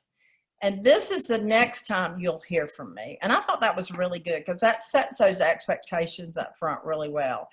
But we go ahead and talk to them about our concierge, and she's going to get in touch with them, and she's going to see if they need to have the house staged. Sometimes they don't need us to bring anything in. She may come over, and some of you can do this. Some of you are very talented and crafty, but you can go to their house and just help them rearrange their own things and ask them if they're open to that. And sometimes we'll bring in a few things, but we go ahead and start working on, that's the first call we make when we leave. Sometimes we even make that call on the appointment, and we tell Amanda to go ahead and set up pictures, because we want to make sure we get on the photographer's schedule. They're all super, super busy, and get them done in a timely manner. So sometimes it impresses them if you go ahead right at the table and pick up the phone and book the appointment for the pictures. And you know, when we're talking about the marketing, we really go through that a lot, and we ask them if they've seen pictures that were not good. And I know that some of you new agents, it is expensive. One thing I do try to stop at this point in our presentation and tell you that we do understand it's expensive. And when we started, we only did it on more expensive houses. And then one day we did it on a house that was such a wonderful changing point for us that it really drove home why we needed to do it on all of our houses. So we made it part of our system, and we just make sure that we have enough money in the budget to pay for it. And it's just something we do. For one thing, it's not the best use of our time to be out taking pictures, and we're not photographers. And I always, I don't know what I do with my phone, but I always pick up my phone and say, oh yeah, this is not a camera, this is a phone. So, you know, you just want to be thoughtful. Now, when you're new, a couple of things you can do. If you have a mentorship program in your office, you can talk to your mentor and ask them, will they help you with the pictures on your first house? And then you can pay them back when you close. You can also talk to the photographer and ask them the same thing, or can I pay half now? I mean, there's ways to do that. It's generally, we don't pay a lot here for pictures. Y'all probably do at the beach, I would assume, but it's usually about $65, and it is well worth, it sells the houses. I mean, there's just no way around it. The pictures are so much better because of the equipment and the editing that they have that they can utilize that we don't have. So at this point, that when we're about to leave a listing, we're going to talk to them about how they want to be contacted. You know, you have some people like a phone call, some people like a text, some people like an email, you know, and just find out what their comfort level is. And now we're moving on to after we leave the appointment. Now, if we're doing all of this virtually, you've just got to temper it that it's all being done in a conversation we're having like you and I are having today. Do anybody have any questions before we move along? Yeah, would you just real quick, how your philosophy on pricing? I mean, it sounds like you start with the CMA value, but then you set this value range around that. And obviously you're looking that all pricing has to fall, I assume, within certain logical brackets. Is that what you're getting to? That? Well, and basically, Karen's you're on mute, but we usually come up with an ideal price of what we think the market will bring, the market will bear, and we want to go 10 below that and 10 above that in our range, unless we're doing a larger range. Does the CMA analysis drive that, or do you really? Yes, absolutely. So if I'm running comps and I'll go, okay, so houses, you know, based on what's sold in the neighborhood, you know, I'm looking anywhere from, let's just say in this case, $95 to $100 a square foot. Okay. Mhm. So, and I've got 2,000 square feet. So that, what is that? Anyway, 190 so to 100 square feet, that's $200,000. Yeah, it's 190 to 200. Yeah. 190 to 200. So Mhm. we may come in, you know, just based on, you know, again, it really depends on motivation, condition. Is that house worth 95 or is it worth 100? But we want, if that's the range, that $10,000 range, we want to be below 190 Mhm. and we want to be above 200. Okay. So we're going to try to work those numbers around that, you know, around that, what the CMA says, a little bit below and a little bit above. And a lot of that, you know, also factors in, you know, if we get a cash, let's give two offers. One's cash and it's a little bit lower, but they're not asking for anything. And then you get another offer, it's financing, maybe FHA, and they're asking for $7,000 in closing costs. They want a home warranty, they want a termite bond, you know, so it just, that having that range gives you more flexibility to work those numbers up if you have to include those, you know, to include those included items. It just helps with negotiation. Okay. So, Well, I was just trying to get a feel, like if the CMA happens to come out to some oddball number like 234,000 or something. I mean, what would you guys do with that? Would you try to get it down below? Yeah, it may be 229 to 249, or it may be 224, because I will tell you, there are those magic numbers, you know, 200. That's what I was getting to. 225, 250. So if Yeah. you could get that bottom, let's say it came out to 234. Yeah. I would put that bottom number at 224 to 244 or 224 to 249. That's still that 10%, you know, and then it becomes, you're just opening it up to more potential buyers. Then it becomes a matter of, you know, what do these offers look like based on what they're asking for? So, and that again is more likely to create a scenario where you can get multiple offers, which only helps your seller. So I did have one other thing. It was the timing of your listing, and I was intrigued. You're saying you try to get it to hit the MLS on a Thursday. Is that what you're saying? Late Thursday afternoon. Yeah. So yeah. and you'd have to back up your listing appointment to some days before that, or how do you time that out? We usually go on our listing appointment and we aim for the next week. Now, if we go this week and say we go on Monday or Tuesday and they say, I really want my house on the market this week, that's when it's going to end up getting on the market on a Friday. Yeah. Sometimes even a Saturday morning. Okay. But yeah, so we do have to temper that. Yeah, you do what you have to do. I mean, if somebody says, I can't wait a whole week, I've got to get this house on the market, you just do what you have to do. But So you I won't mean, even go in there with one picture or something and wait for the photographer. No. We won't do. No. And I will tell you that I'm a big Let's believer. talk about that, Marcile. You talk about that. Do it all right up front. A listing, this is the reason we take a week. We're not going to throw something in the computer without good remarks that has not been completely filled in. And I can tell you, if I look and I have somebody that fills out our listing paperwork, if they miss a blank, they're going to get a phone call, because every piece of that information can be found somewhere. And where you guys live, in the water's important. It matters if it's a river. It matters if it's a bay. It matters if it's a canal. So all those things, lot dimensions are important. You can put a house in and put that it has a garage and forget to check the attached, and you just lost about 3,000 showings you would have had if it had been an attached garage. I go back once a week and look at all of our listings. I did this yesterday just to see if there's anything. I go back through and I edit and I look to see, is there anything we missed that we didn't hit? And why is this house not sold? Is there anything we could have left off? And I just check and recheck.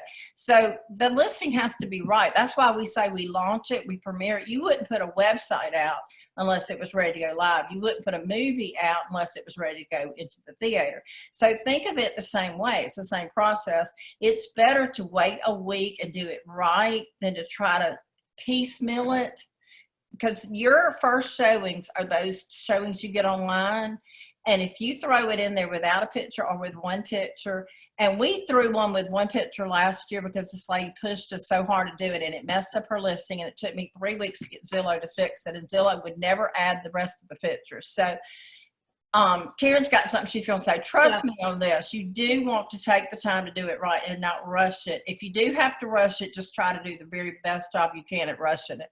Right. You know, the old saying, you only get one chance to make a good first impression.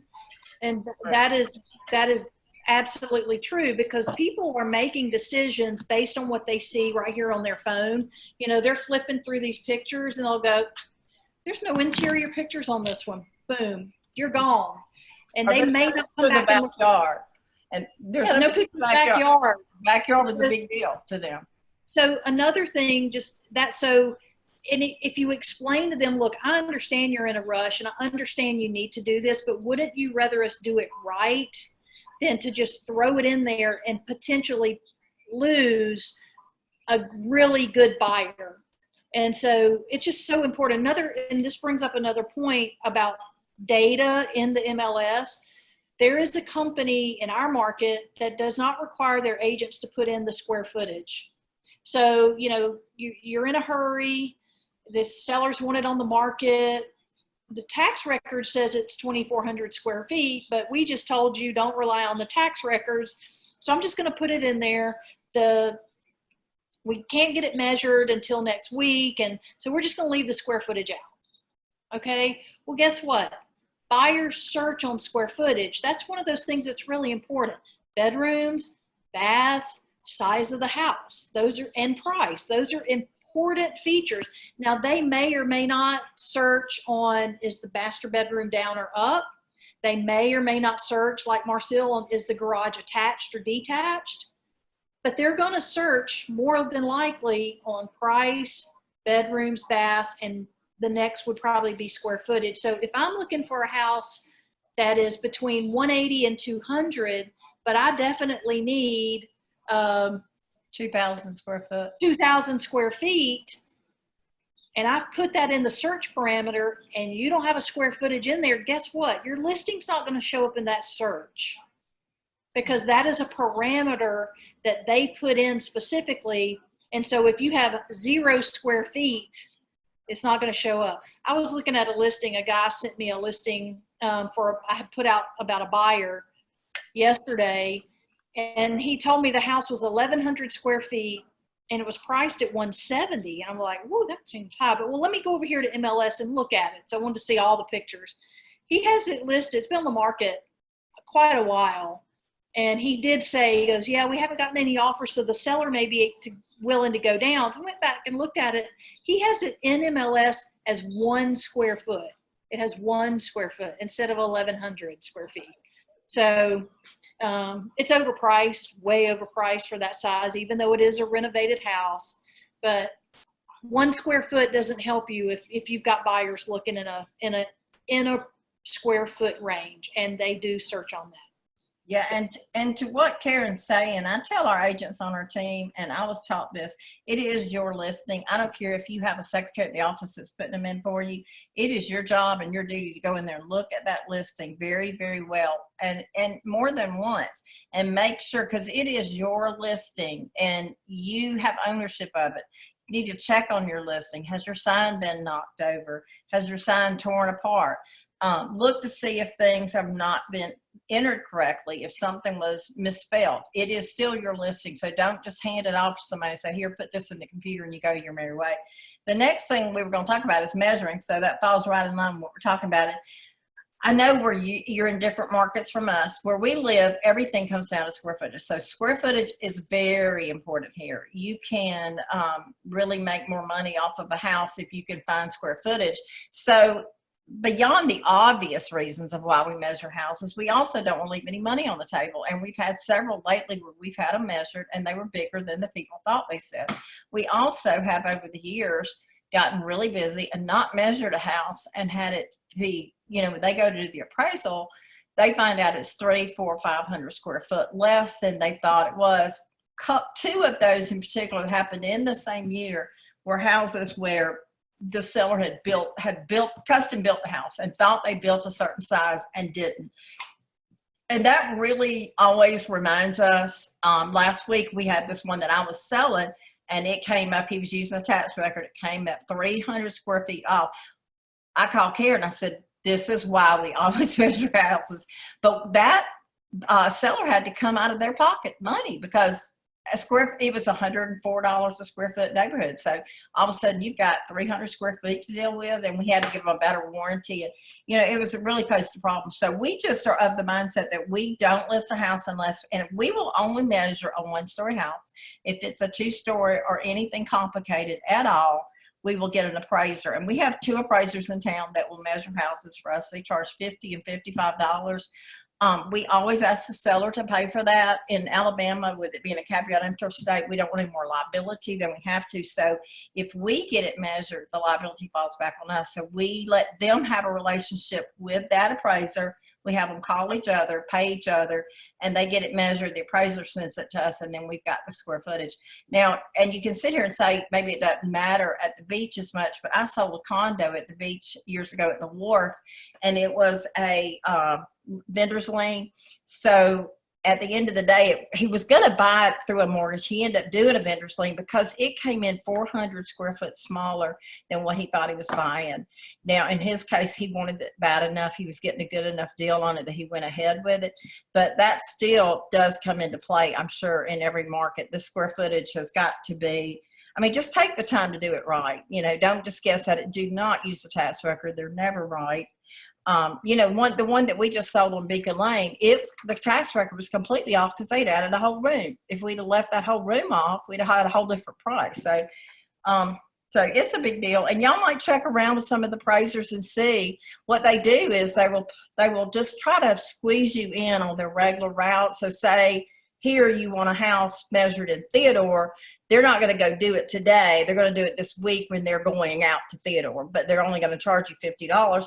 And the neat thing about the appraisers here, we have a relationship with them, and if they need information, we always give it to them. So I can usually call them and say something like, we're thinking about listing this house for $250, and they won't tell me yes or no or maybe, but they might say, oh, I don't know about that. Or they might say, that doesn't hurt my feelings. They kind of give us some advice that way. I tell you, a lot of times we have a house measured for appraisal. If it's something weird about the house, like let's say, for instance, that they added a sunroom.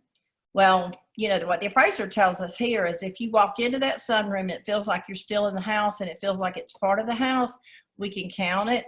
But I don't always go by that. If I have that situation, I usually have the house measured so I can have that appraiser eyeball it and let me know that it's definitely going to be part of the actual square footage, or are we going to have to figure it? And a lot of you new agents may not know this, but when you have something that's below grade, like a sunroom, or like a house where it sits on the road and all of this part is down under the house, those kind of things are considered to be below grade, and they usually get 30 to 40 to 50% value. So if it's 100 a square foot, you now have a 30, 40, 50 a square foot price on those rooms, if that makes sense. You have anything to say about that, Karen? You're muted, by the way. Yeah, I know. I keep muting and unmuting. My husband's walking in and out of the kitchen. Yes, I do. I guess to reiterate, it's not a bad idea to, don't feel like you can't call on these appraisers, because what I have found is, they certainly don't mind answering your questions and helping you out. An example would be, Marcile mentioned the building, the big metal building. We had one in Saraland or Satsuma a few years ago. It was a nice house. Probably 1,800 square feet, and it was in a subdivision and just happened to be a big old yard. And he had, 30 by 60 metal building with, it was just, like she said, pimped out. It was really, really nice. And so we actually called the appraiser and said, look, this is kind of where we're thinking about pricing this because of this. Is this even possible? And said, yeah, I think that can happen. And we had that one sold really quick, but who's to know? Who's to know? Because those things are harder to find. It's like, You're not just going to go into that particular subdivision in Saraland and find multiple houses that have these big honking buildings in them. So it's hard to just really justify a price. So special questions like that, just call an appraiser. Hey, say, look, you know, we've got a big game room that's below grade. I mean, it is very nice. It's finished out just like the rest of the house, but it is below grade. It's 200 square feet of this house. I mean, how's that going to affect the pricing if I want to price it at $100 a square foot? I mean, is that going to work? And they will help you as best they can. They can do a lot of it from their phone. I mean, they'll pull it up in MLS. They'll look at it before. Like, they may ask me on a building, they may say, does it have a separate room that could be an office? Does it have a bathroom? Does it have a closet? Those things make the value difference. So they'll ask you some questions. A lot of times they don't even have to come out of the house. They'll just, you know, go through it. But I always tell agents, anytime an appraiser calls you and asks you a question, always be really, really nice and helpful, because one day you may need them. So it's a really give and take relationship with the appraiser. Yes, and when you have a house that doesn't appraise, don't go on Facebook and blast all appraisers. They're doing their job. I mean, it is what it is. If they could make the value higher to fit the contract, believe me, they would do it. And they spend a lot of time trying to make these work. But if it's not there, it's not there. So, you know, when you have that conversation with them, I mean, they didn't set those numbers. It is what it is. So don't, you know, you can really create a unfortunate reputation for yourself among the appraisers by going on and doing something like that. Yeah. I have a question. Okay. Sure. So I have a possible listing. They have a huge home. They also have where they had a carport, and they built over the carport like a game room. And it's very, very super nice. So whenever you are looking at that, do you add the square footage together, or do you just keep the square footage with the house and then add on to that as a That would be a below grade. That's exactly what we're talking about. Would be a below grade. We had a house like that in Midtown, and the house was 2,000 square feet. That was 500 square feet. So we advertised it. We put the 2,000 square feet in MLS, but we put in the remarks that it was actually 2,500 square feet, but 500 of that was below graded. It was an outside apartment, and what you just told me, what an appraiser would look for is, does it have a separate entrance? Do you have to leave the house and go outside to go inside that building? And if you do, then it can't be counted in the square footage, but it can have some value. Is that how you would answer that, Karen? Yeah. Yeah. So does that answer Yes, your question? ma'am. Thank you so much. That's exactly what I was needing to hear. Thank you. And yeah, talk to an appraiser about it. They're always very helpful. I've got a few more topics I'm gonna try to wind up through, so I know y'all got things to do. The compliance and dot loop, we won't go through that because that's a whole other class. That make sure you do what you need to do in dot loop and make sure you are compliant. The remarks is a big deal to me. I think it should be a big deal to everybody. Maybe not as big a deal as it is to me, and everybody knows that I'm just weird about it. But I was just always taught that you need to have remarks that are captivating, that make somebody feel like the house is something they would like to look at beyond just these good pictures. But you want it. The way that I was taught is you don't want to reiterate things that are already obvious. You don't want to say it's 3 bedrooms, it's 2 baths, it's 1,800 square feet, it has a garage. They look in the MLS, they can see all that. What you want to do is try to get them to want to go inside the house. So the first thing that we do is come up with what we call a hook. And somebody broke this down for me the other day, and they said with the disc personality, the first line is to catch the D's, because that's all they're going to read. So it wants to, like popular Savannah Trace. That's a really popular neighborhood in Mobile, or vacation at home in your own backyard. Things that are going to catch them. Then you want to go into the touchy-feely stuff with the second line, and that's for people that are the I personality. And then the next line, you want to give them some information that's going to make them feel secure and comforted about the neighborhood and why they should buy the house. And that's going to be your S personality. And then the C personality is just going to want to know data, so you can't even try to figure out what they want. So that was why they kind of broke it down. But I also was taught that if somebody sat down and read your remarks to a blind person, they could feel like they've been in the house. So a couple of guidelines I'll give you is I use glamour words. And if you don't know glamour words, just Google them. And a lot of times when I'm writing remarks, I don't ever use the same glamour word twice. So the way to put that is, instead of saying it has nice hardwood floors, my remarks would say this home has gleaming hardwood floors. So you want to invoke a feeling of how those floors looked when you looked at them. So use your glamour words. Don't use the same word twice. Get somebody to check after your grammar. I use Grammarly a lot lately, and your spelling and stuff. I actually am not a very good editor, so I will write the remarks sometimes for my admin and then have her edit them, or either she'll write them and then I call it pimping them up, but I just really give them a little bit more feeling. You want to make sure that you do include at the end of the remarks after I've talked about the house. If it's been updated, say it's a flip, I will say, and the seller, I'll say it's completely renovated in the beginning, but at the end I will say, and the seller has added these upgrades. And then it will be like a punch list, AC was done in 2017, and go on and so forth. But always put anything to do with the yard, anything to do with HOA in those remarks. In Mobile, we have to put, the way that we have to put our remarks, if it's a value range, this has to be the very first thing in the line. It's a big deal here in Mobile if you have a USDA eligible property, so we always want that in the beginning. And then when you get your pictures back, you start loading your listing in, the pictures should be in the order of how you walk through the house, except stop and think about with the 3 up, like Karen was talking about. When you go to look at a listing, a lot of times you only see 3 pictures. So if you've got a house with a pool, or if it sits on a bay, or it sits on a beach, or any of those things, that second and third picture is important.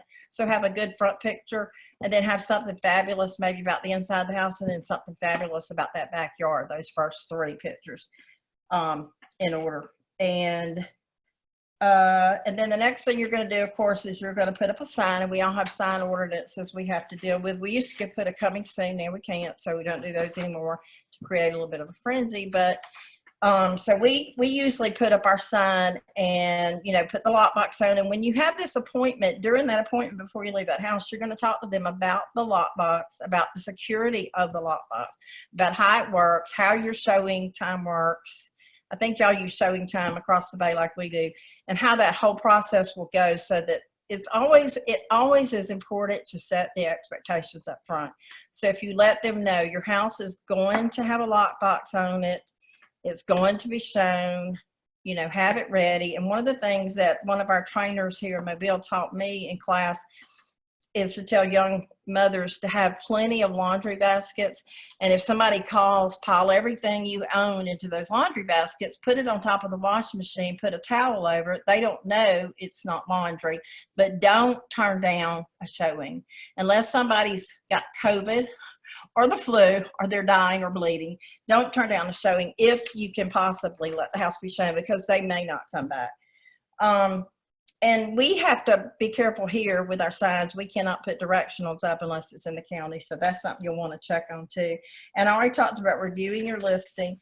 I always review it before it goes live, because once it goes live, it's going to automatically start popping out on Zillow, Realtor.com. We used to have to do all that. Now it does it for you, so it's great. And then we have a girl that does our marketing part-time. She's a graphic designer. So sometime during that week, we'll go ahead and tell her what she's to be making. Once we get the pictures, we'll send them. So we want to pop, so that we try to create a social media blast. So if we list our house on Thursday or Friday, whichever day we're going to do it, we're going to have it set up so that somebody has the availability that day, once it goes live, to blast it out on our Facebook, share it to everybody on our team. There's a few Facebooks that we have here in Mobile that are nothing but realtors. I'm going to put it on Instagram. I'm going to put it on LinkedIn. We're going to talk about the open house, all those kind of things. We just want to make a big impact and just when I say blast, that's what I mean, because we want to blast it. And then once you do get the listing, some of the things that are super important not to forget is to check in with your sellers. Usually like to have 1 day a week that you check in with your sellers. And if you have 5 or 6 listings, just make it that's your day for check-in. If you haven't heard from them all week, haven't got an offer, in this market, our houses are going under market so fast. But in a market where they're sitting, you do want to make sure that you're checking in with them and asking if there's anything you could change, anything you should be doing differently, anything they're unhappy about. We started something last year, and I'll be glad to send it to y'all if y'all are interested in doing it. But I work for a nutrition company, and we do this with our coaching clients, and it was so cool that I decided to implement it with our listings. But I made a series of texts. They start with day one on Monday, and they end on Sunday. And they start by saying, congratulations, this is listing week. We're going live this week, because it's a big deal to them. It is a huge, big deal to them. And don't ever get complacent about that and forget what a big deal it is. If they're having an open house Sunday, that is a huge deal to them. They spent all week cleaning it. I tell agents in Mobile when they make an appointment, sometimes they're bad about, a lot of times they won't show up. And I tell them, if you do nothing but go click the lockbox and throw your card on the counter, they cleaned all day for that showing. It hurts their feelings. So just remember how important those things are. And if you have a program, if you have an iPhone and you're with Verizon, there's a program called Message Plus, and you can set these. If you have several listings, you want to set them up in advance, like on Saturday or Sunday to start going out on Monday. You can, and then Tuesday it talks about we're going to be doing paperwork. Wednesday we got pictures done. Thursday it says the pictures are probably coming back in. And then it says that we're going live today, and then it talks about the open house. So it's just a series of texts, and that way they get communicated with every single day by us as they're approaching their listing date. And that's turned out to be super important. They like that. Recently we had one, we set it up in advance, and we went to family reunion, and the guy got sick, and it was going out automatically. So be sure if you set them up that if something happens, you turn them off. And I think that was the last thing. Once you sign the paperwork, you have the listing. Do not underestimate the importance of feedback. And Karen talked about that just a little bit, but that is so important. And I will call agents. I will send them 3 times in the showing time, just to give us feedback on the house. And then if I don't hear from them, I will text them within showing time. Then I will text their phone, and then I will call their phone, because I need that feedback. I can't fix what we don't know. So, and for them to just say, yeah, it showed great, but it wasn't the one. Well, that doesn't tell me a whole lot. So I just think it's real important. So y'all always give feedback when you show houses, but make sure you give feedback, because Karen and I can't tell you how many times we've been on an appointment and that we've asked them, well, what kind of feedback were you getting on your house? They'd had it listed before, and they didn't know what we're talking about. Now, one thing that we did glance over real quick, because Karen and I didn't get to do this together in person, but when we're talking to them about price and about the listing, that is when the subject of commission will come up. So you need to really role play that and role play that and role play that, because they're going to look straight at you and go, so what do you charge? I mean, that's just what they're going to do. A lot of times they'll do that on the phone. We have a hard, fast rule on our team. We don't discuss commission on the phone. And we don't say that to the client. We just say, well, we don't have a set commission. We look at what you need to make and what you owe and what the market says, and we'll arrive at where that needs to be. We just kind of circle around that conversation all we can until we get there. That's a conversation we want to have in person. It depends on your situation, where you need to be. We don't feel the need to explain why we charge what we charge either. We decide in advance what we're going to charge. If they want to call us on it and call us out on it, they do, and they will.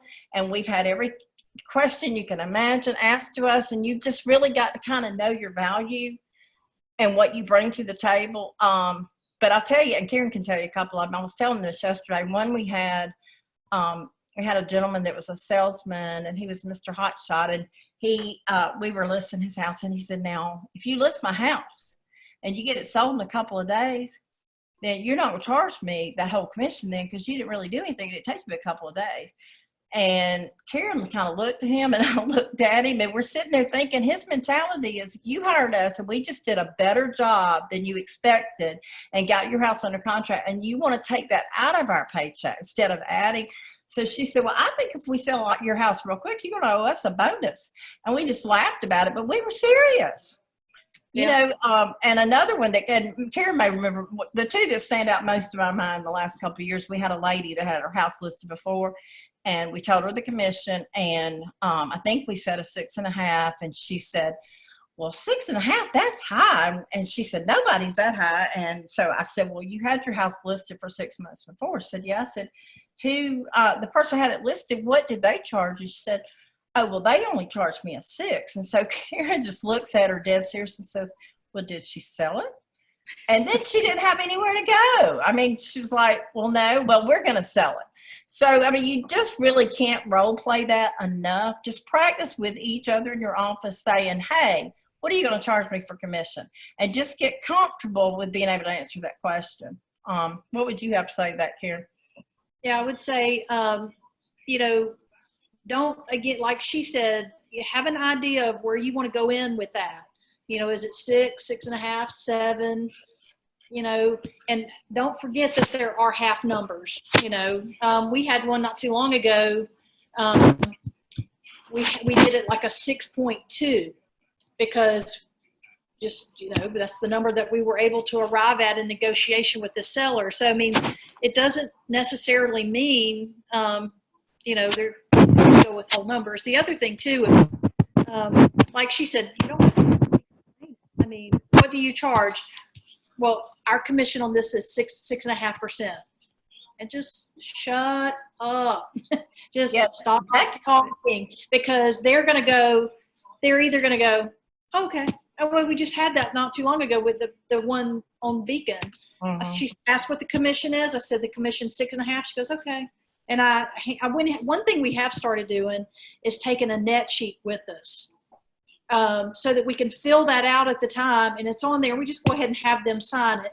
Now, we may just stick that in the loop, or we may just send an updated one. If we put it on a value range, our value range net sheet has like the bottom price, 2 middle prices, and the top price. So we will probably send that. If push came to shove, I've got something in the loop that says I showed this person the breakdown and what the commission was that we were going to charge, because it's on that sheet. So, you know, you just have to be confident. And what I tell new agents, don't, just because you're new doesn't mean you're worth less, because you work for the best company in the world, the top real estate company in the world. You have the same tools that I do.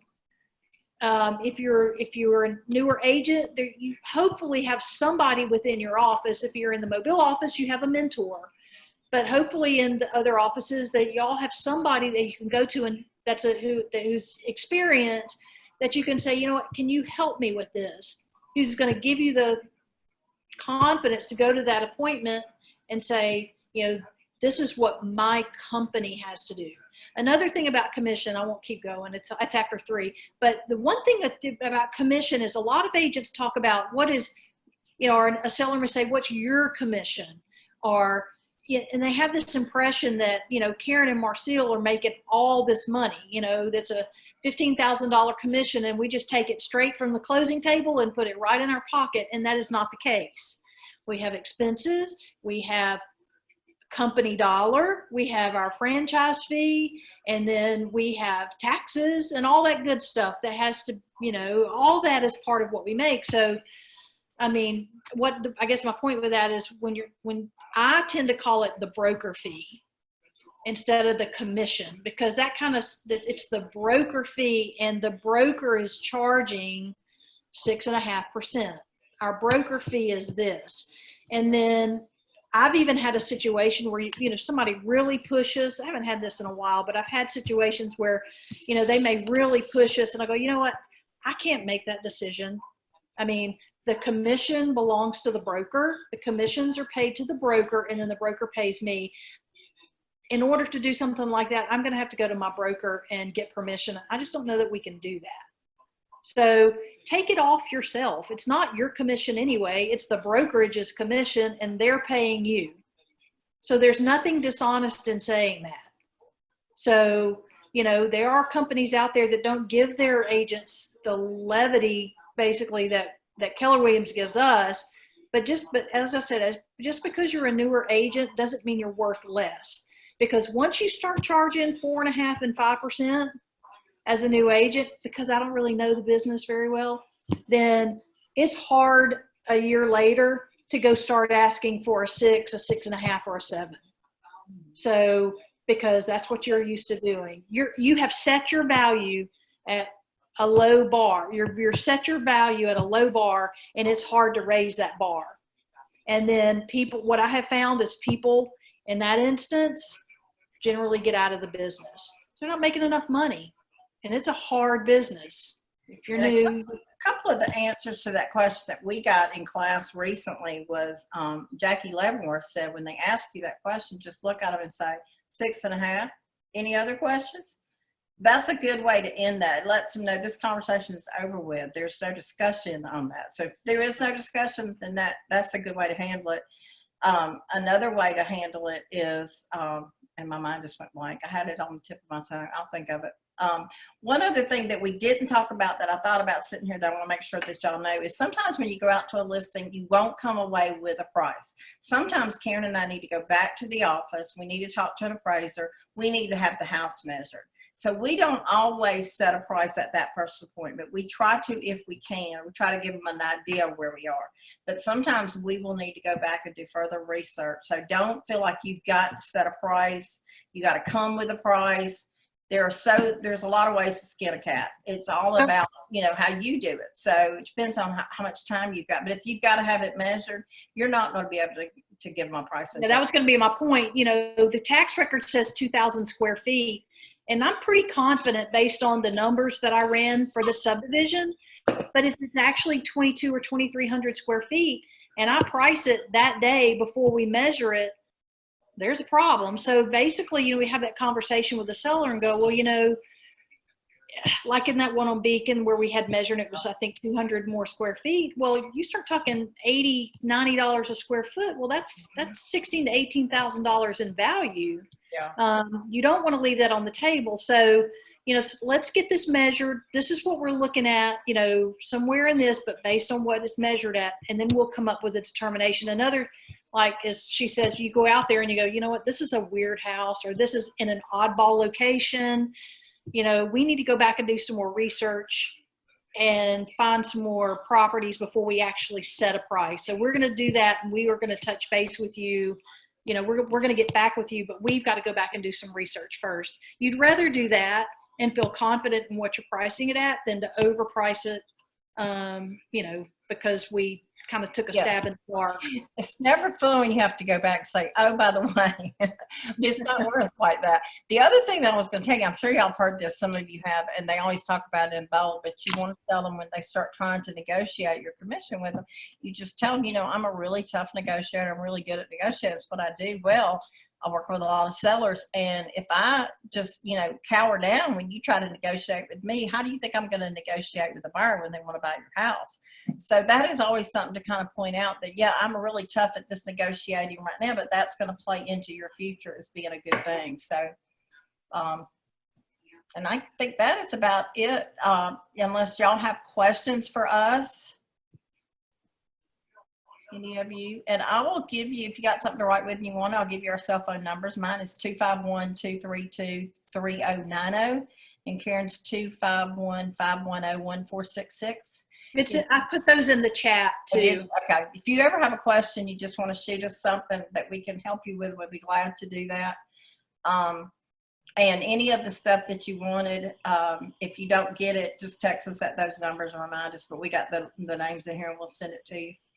And I hope that this has been helpful. I hope you all go get a listing, and I hope y'all go get them sold. The great thing about listings, I just love listings. I think they're the greatest thing in the world, but I think they're so much fun because one of the things I do when we go on a listing is my first object of the whole thing is to get it under contract, not just for the obvious reasons we'll get paid, but because I know how painful it is to have my house shown, and the sooner we get it under contract, the sooner we don't have to put you through the pain of having your house shown.